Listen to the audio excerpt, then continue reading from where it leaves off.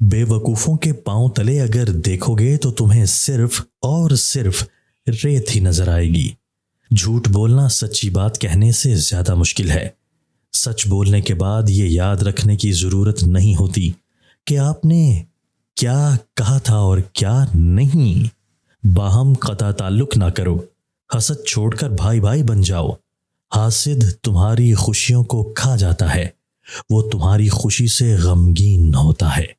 حسن خاموش بھی ہو تو بولتا ہے۔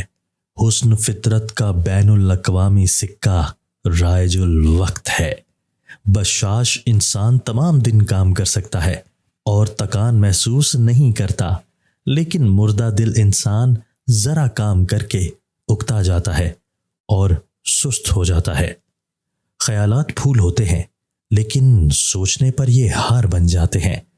خیال چاہے پرانا ہو اور بارہا پیش کیا جا چکا ہو، لیکن بالآخر وہ اس کا ہے جو اسے خوبصورت انداز میں پیش کرے۔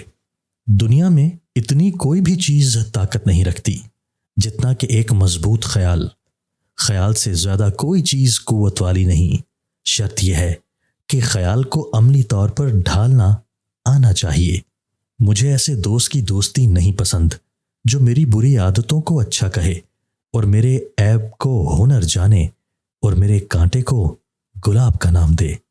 دانشمند لوگوں کی ایک خوبی یہ بھی ہوتی ہے کہ وہ ایسا کوئی بھی کام کرنے سے گریز کرتے ہیں جس سے معاشرے میں مایوسی پھیلے۔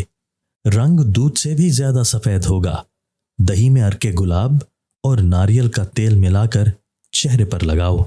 کوئی انسان اچھا ہے یا برا، یہ معلوم کرنے کا ایک طریقہ یہ بھی ہے کہ رشتہ داروں کے بارے میں اس کے الفاظ اور اعمال کا جائزہ لیا جائے۔ زندہ رہنا اتنا اہم نہیں ہے جتنا اہم صحیح طریقے سے زندہ رہنا ہے۔ زندگی کے متعلق زاویہ نگاہ بدلنے سے تمام زندگی بدل جاتی ہے۔